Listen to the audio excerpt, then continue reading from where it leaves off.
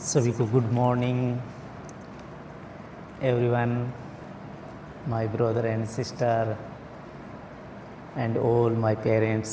सभी को जय मसीह की। आज हम परमेश्वर का वचन आपके साथ साझा कर रहे हैं।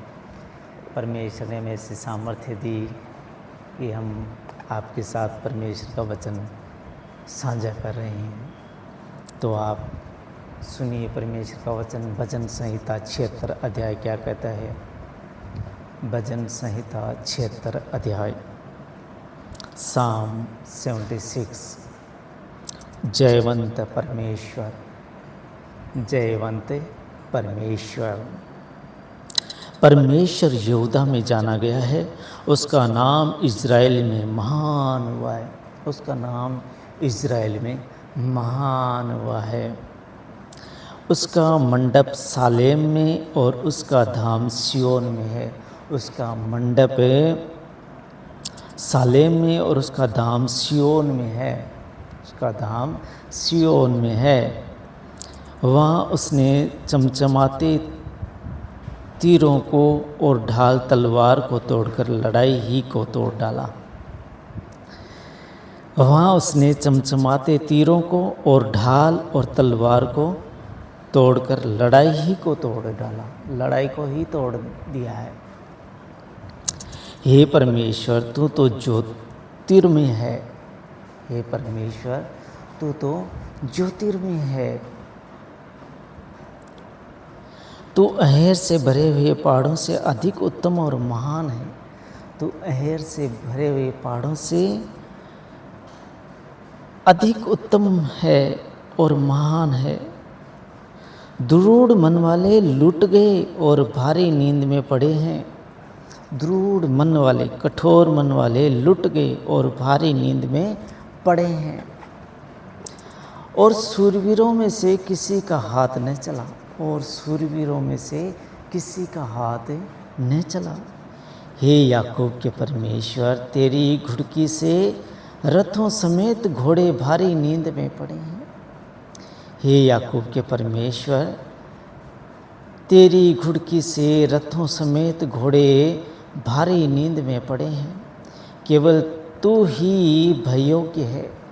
केवल तू ही भययोग्य है। और जब तू क्रोध करने लगे तब तेरे सामने कौन खड़ा रह सकेगा। जब तू क्रोध करने लगे तब तेरे सामने कौन खड़ा रह सकेगा। तूने स्वर्ग से निर्णय सुनाया है। पृथ्वी उस समय सुनकर डर गई और चुप रही। पृथ्वी उस समय डर गई और चुप रही। तूने स्वर्ग से निर्णय सुनाया है। पृथ्वी उस समय सुनकर डर गई और चुप रही। जब परमेश्वर न्याय करने को और पृथ्वी के सब नम्र लोगों का उद्धार करने को उठा। जब परमेश्वर न्याय करने को और पृथ्वी के सब नम्र लोगों का उद्धार करने को उठा, निश्चय मनुष्य की जलजलाहट तेरी स्तुति का कारण हो जाएगी। निश्चय मनुष्य की जलजलाहट तेरी स्तुति का कारण हो जाएगी। और जो जलजलाहट रह जाए उसको तू रोकेगा। और जो जलजलाहट रह जाए उसको तू रोकेगा।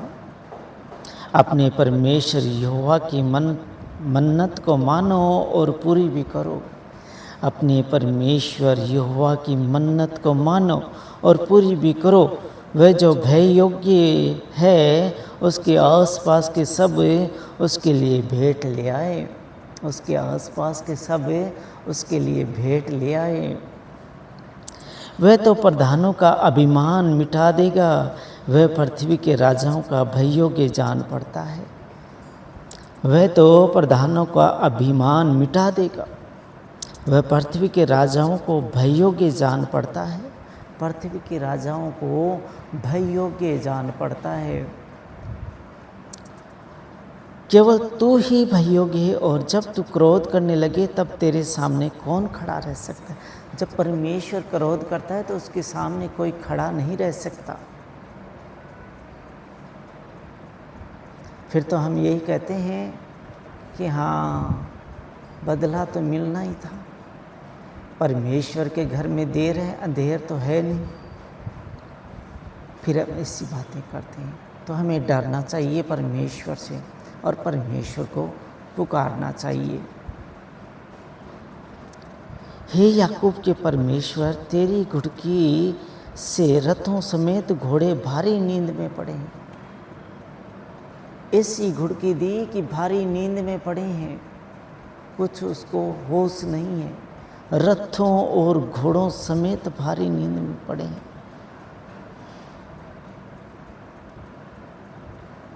दृढ़ मन वाले लुट गए, भारी नींद में पड़े हैं, और सूरवीरों में से किसी का हाथ न चला।